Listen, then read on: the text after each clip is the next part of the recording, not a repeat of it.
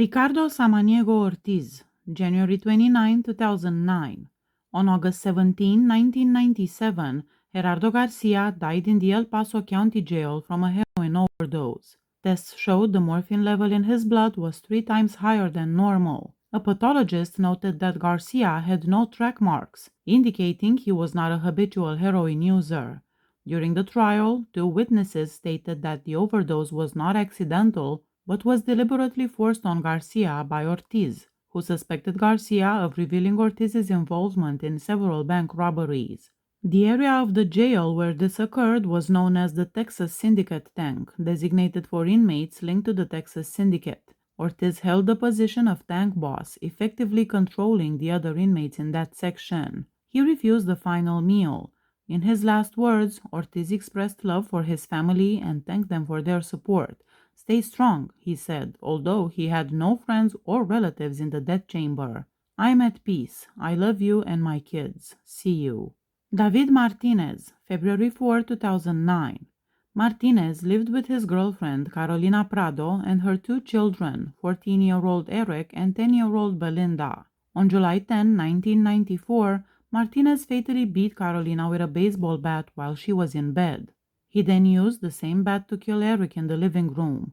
Belinda was tied up but left unharmed. She witnessed the attack on her brother. She managed to escape and brought her grandmother back, who found the bodies.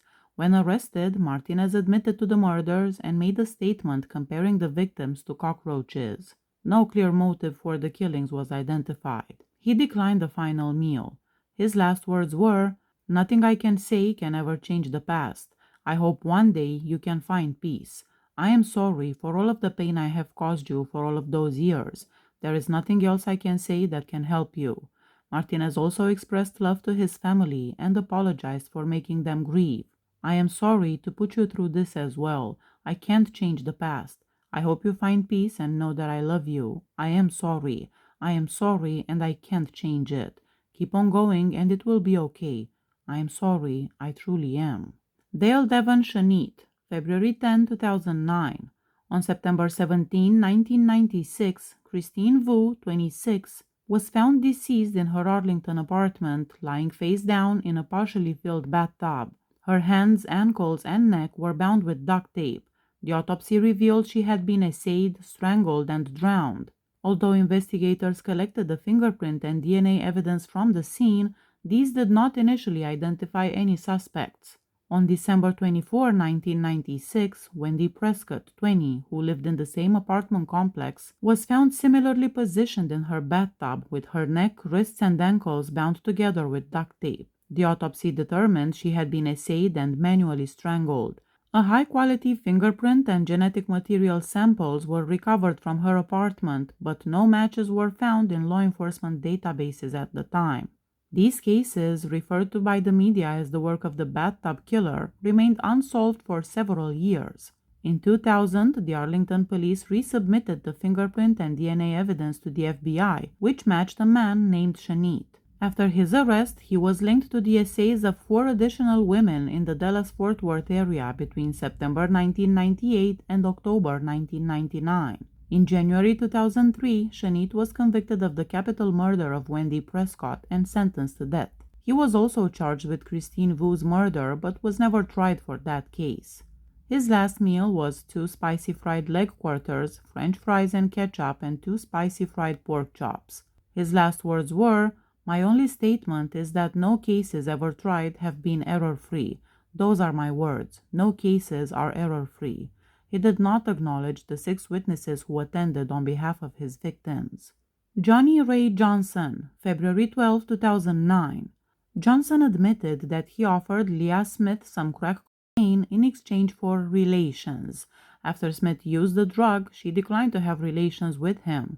Johnson became angry, grabbed her, forcibly removed her clothing, and threw her to the ground. When Smith resisted using a wooden board, Johnson struck her head repeatedly against the concrete curb until she ceased resisting. Then he assayed her.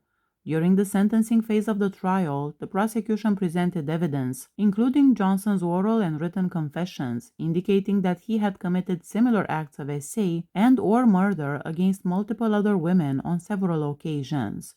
His last meal was 2 chicken fried steaks, 20 fried shrimp, 4 fried chicken breasts, 4 fried eggs without yolks, 2 biscuits with butter and honey, 2 large pieces of peanut brittle, and 2 gallons of black coffee with cream and sugar on the side. In a rambling final statement, Johnson denounced the Texas death penalty, calling Livingston's Allen Polunsky unit, home of the state's death row, a dungeon.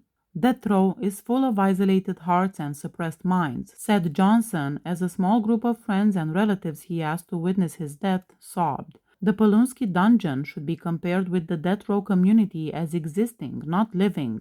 Why do I say this? The death row is full of isolated hearts and suppressed minds. We are filled with love looking for affection and a way to understand. I am a death row resident at the Polunsky dungeon. Why does my heart ache? We want pleasure, love, and satisfaction. The walls of darkness crushed in on me. Life without meaning is life without purpose. But the solace within the Polunsky dungeon, the unforgiveness within society, the church pastors and Christians, it is terrifying. Does anyone care or who I am? Can you feel me, people? The Polunsky dungeon is what I call the pit of hopelessness. The terrifying thing is the US is the only country that is the only civilized country that is free, that says it will stop murder and enable justice. I ask each of you to lift up your voices to demand an end to the death penalty. If we live to the Lord. If we die to the Lord. Christ rose again in Jesus' name. Bye, Aunt Helen, Louise, Joanna, and to all the rest of y'all. You may proceed, Warden. He began singing, but the song ended as he lapsed into unconsciousness as the lethal drugs took effect. Willie Earl Dexter Jr., March 3, 2009. Dexter and his accomplices Ricky Bell, Dion Williams, and James Henderson planned to rob Martha Lennox, an 84-year-old woman in Clarksville. They parked several blocks away from her home. During their first attempt to enter, they noticed a police car patrolling nearby and retreated to their vehicle. Later, they returned to Lennox's house. Dexter forced the front door open and all four entered, going upstairs to Lennox's bedroom, where she was seated on her bed. Williams took $7 from her coin purse, and then Lennox was shot twice in the head with a 9mm pistol. The group fled in Lennox's car and drove to Dallas, using some of the stolen money to purchase gas. The following day, they were arrested after attempting to rob a man on the street. At Dexter's trial, Dion Williams testified that Henderson fired the first shot at Lennox, then passed the gun to Dexter, who also shot her, saying, "That's how you smoke a bitch." James Lee Henderson was also convicted of capital murder, sentenced to death, and remains on death row. Dexter's last meal was 2 fried chicken legs, 2 fried chicken thighs, macaroni and cheese, biscuits, peach cobbler, and lemonade. His last words were, "Well, first I want to say they may execute me, but they can't punish me because they can't execute an innocent man. I'm not mad. Jack Harrington, I am not mad. You were given a job to do, but that's neither here nor there. I am not mad. I am disappointed by the courts. I feel like I was upset and let down by them, but that's okay. I just played the hand that life dealt me. Look at my life and learn from it. I am very remorseful about what I did. I apologize. To my kids, Daddy loves you. Irene Wilcox, thank you. It's been a long journey. Thank you for being there. Tell Jack hello. I know I am wrong, but I am asking y'all to forgive me." Kenneth Wayne Morris, March 4, 2009. Morris, along with 2 accomplices, broke into the home of James Moody Adams. When Adams got out of bed to confront them, he was forced to hand over $1,800. Despite this, Morris shot Adams without any clear reason and then fled the scene. During the incident, Adams' wife hid in the closet and she was unharmed. A fingerprint found at the scene was matched to Christopher Montez, who was arrested and confessed, naming Morris as involved. Morris also confessed upon his arrest. 8 days after the murder, Morris committed a carjacking and received a 30-year prison sentence. While on death row, Morris claimed they had entered the wrong house. Accomplice Orlina Ayers was convicted of aggravated robbery with a deadly weapon and sentenced to life in prison. Montez, who is Ayers' cousin, was sentenced to 85 years. Morris's last meal was fried chicken, fried okra, white cake with lemon icing and lemonade. He was executed on his birthday. His last words were, "I'm sorry for all the pain I might have caused you and your family. I carry nothing but love in my heart. I pray one day y'all can forgive me. Morris then looked toward two female friends and expressed his love to them, saying, "I'm ready to go home." Then he grinned and mouthed a kiss to the women, saying, "I'll always be with you." As the drug began taking effect, Morris turned again towards the victim's relatives and said, "I really am sorry." James Edward Martinez, March 10, 2009. Martinez had a brief relationship with Sandra Walton and lent her $1,000 during the time. After they broke up, he demanded she repay the loan quickly. Walton gave him a promissory note but told friends that Martinez continued to harass and threaten her. Despite filing multiple police reports, Walton was unable to obtain a protective order. One night, as Walton returned from a late-night fast food run, she was shot at least 9 times.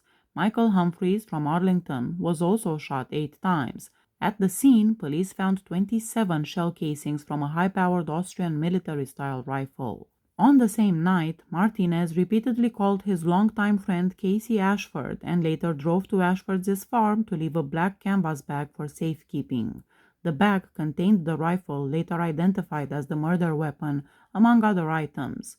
Ashford buried the bag but eventually told police where it was hidden. Investigators searching a storage unit rented by Martinez discovered over 3,000 rounds of ammo, bomb-making materials, pistols, illegal knives, modified firearms, and books about killing methods and disposing of bodies. Martinez's last meal was 3 chili cheese hot dogs with extra cheese on the side, fried okra with ketchup on the side, French fries with ketchup on the side, and vanilla Coke or regular Coke. In his final words, Martinez told his mother and sister, who were watching through a nearby window, that he loved them and thanked them for everything they had done for him. "I hope you all can move on after this. I'll be fine. I'm fine." Martinez told them all again that he loved them and added, "Take care, okay?" He then told the warden he had nothing else to say. Luis Cervantes Salazar, March 11, 2009. Salazar broke into Marta Sanchez's home by climbing through a window. He took a knife from the kitchen and went into Sanchez's bedroom, where he began stabbing her in the chest. Sanchez's 10-year-old son Eric woke up from hearing his mother scream and entered the bedroom. When Eric tried to grab the knife from Salazar, Salazar stabbed the boy in the chest as well. Sanchez ran to a neighbor's home to get help. Later, Salazar called 911 to surrender to the police and confessed to the attack. The medical examiner testified that Sanchez had injuries consistent with an attempted essay. At his trial, Salazar admitted to stabbing both Sanchez and her son, but said he felt pleasure during violent acts and had dreams about killing people. His last meal was a cheeseburger, a meat pizza, 4 slices of ham or bologna, chicken, 3 pieces of fried fish with lemon, French fries with no skin, a cup of extra olives and pickles, and orange or grape juice. In his last words, Salazar expressed love to friends and relatives, asked for forgiveness, and laughed several times from the death chamber gurney. "My heart is going ba-boom, ba-boom, ba-boom," Salazar said, adding a ha-ha. He never acknowledged the crime, however, or addressed the mother, son, 2 sisters, and brother of his victim, who watched through a window. After reciting the Lord's Prayer and in the midst of a confession asking for forgiveness for the sins that I can remember, the lethal drugs took effect. 9 minutes later, he was pronounced dead. Michael Flores Rosales, April 15, 2009. Rosales was attempting to burglarize an apartment near where he was staying when the 68-year-old owner, Mary Felder, confronted him. In response, Rosales grabbed the kitchen knife from Felder's kitchen and stabbed her 137 times. He also struck her with a hard object, causing her death. After confessing to the crime, Rosales led police to a dumpster where he had discarded the murder weapons.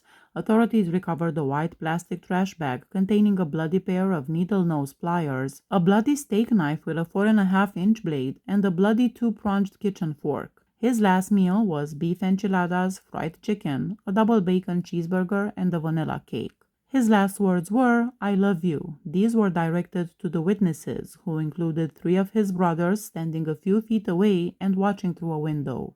"May the Lord be with you. Peace, I'm done." Derek Lamone Johnson, April 30, 2009.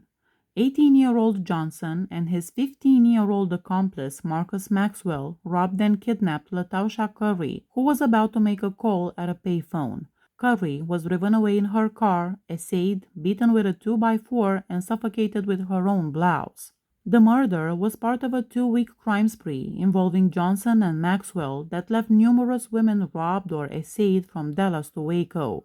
Johnson was arrested 2 years earlier for robbery, pleaded guilty, and received 10 years probation that included a stint in a boot camp. He was released from the boot camp after 65 days for good behavior. In a confession to police, Johnson admitted he and Maxwell essayed and killed Curry, who worked as a security guard and had a 4-year-old child. He told officers where to find her body. His fingerprints were in her car and DNA tied him to her essay. Accomplice Maxwell agreed to a plea deal on 2 counts of robbery and 2 counts of essay and is serving 4 concurrent 40-year prison terms. Johnson declined the final meal. In his final words, in a matter-of-fact voice, Johnson told his mother, "Don't cry. It's my situation. I got it. Hold tight. It's going to shine on the golden child." After telling her he loved her, Johnson said, "That concludes the statement." Michael Lynn Riley, May 19, 2009. Riley was a regular at a shop-a-minute convenience store in Quitman. One day, he entered the store and asked for ice cream. The 23-year-old clerk, Winona Harris, told him to help himself while she counted money. As Harris turned her back, Riley attacked her from behind with a butcher knife, stabbing and slashing her 31 times, killing her. He then fled the store carrying a cloth bag containing $1,110 in cash. Later, a customer discovered Harris's body behind the counter. A milk delivery driver informed police that he had seen a man in distinctive coveralls loitering outside the store. Investigators tracked bloody footprints leading to the murder weapon and the stolen money bag. Riley, upon learning police were searching for him, turned himself in the same day. After authorities recovered the bloody coveralls and the stolen cash from him, he confessed to the crime. His last meal was 2 fried chicken quarters, 2 fried pork chops, a bowl of peaches, an order of French fries, and a salad. His last words were, "I know I hurt you very bad. I want you to know I'm sorry. I hope one day you can move on, and if not, I understand." Riley also apologized to his mother, who was not present, for being not the big son that you wanted me to be. Then he reminded friends who were watching that for years he has said he was ready to die. "To the fellows on the row, stay strong. Fleetwood is out of here," he said, referring to his death row nickname. Terry Lee Henkins, June 2, 2009. On Sunday, August 26, 2001, Henkins shot his 34-year-old wife Tammy in the head with a .45 caliber pistol while she was asleep in their trailer home in Mansfield near Fort Worth. The following day, he killed his 2 stepchildren, Kevin, 12, and Ashley, 10, using the same method. Police immediately suspected Henkins because they had been called to the home multiple times in recent months due to domestic disturbances, fights, and incidents of breaking and entering. Evidence indicated that Henkins engaged in essay involving the bodies. His genetic material was discovered on the sheets of Ashley's bed. After his arrest on August 30, he shocked investigators by revealing the locations of the decomposing bodies of his father, Ernie Henkins, 55, and his sister, Pearl Sissy Stevenstar, 20, whom he had murdered 10 months prior. The prosecution presented overwhelming evidence at the trial, including Ashley's defensive wounds covering her body and strands of Henkins's hair found in her hand. A note found near Ashley's body contained Henkins' confession. "I guess, to sum it all up, I'm guilty of murder, incest, hatred, fraud, theft, jealousy, and envy." Additionally, in a diary entry dated August 17, Henkins wrote that he was contemplating the murders. His last meal was fried chicken, pork chops, cheeseburgers, breaded fried okra, French fries, and brownies. His last words were, "Yes, I am sorry for what I've done and for all of the pain and suffering that my actions have caused. Jesus is Lord, all glory to God." Stephen Lyndsay Moody, September 16, 2009. Calvin Dobie recruited Moody to carry out a robbery targeting a drug supplier. Together, they forcibly entered the home of 28-year-old Joseph Hall and demanded money and drugs.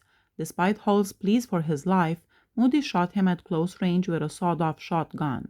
After the shooting, Moody and Dobie fled with $1,200 in cash, which they later split at a friend's house. Hall's girlfriend, Renee McKeague, had been nearby and saw Hall talking with 2 men shortly before the attack. She escaped through a bathroom window to seek help next door, heard a gunshot, and returned to discover Hall lying dead on the living room floor. The case remained unsolved for almost a year until a relative of Dobie tipped off the police. Renee McKeague then identified Moody in a photo lineup as the shooter. By that time, Moody was already serving a 40-year prison sentence for a bank robbery committed in Houston in December 1991. Calvin Dobie was also convicted for his role and sentenced to life in prison. Moody declined the last meal. His last words were, "Yes, sir," to Joseph's mom and son. "I was unable to respond to you in the courtroom. I can only ask that you have the peace that I do. To my brother, you are a good brother. You're the best. And I love you. Can't beat ya. The beautiful lady standing next to you. Kathy, you are next to my heart. Amber, I love you. Warden, pull the trigger. I love you, brother. Never forget it. Ronnie, Linda, Amber, Kathy.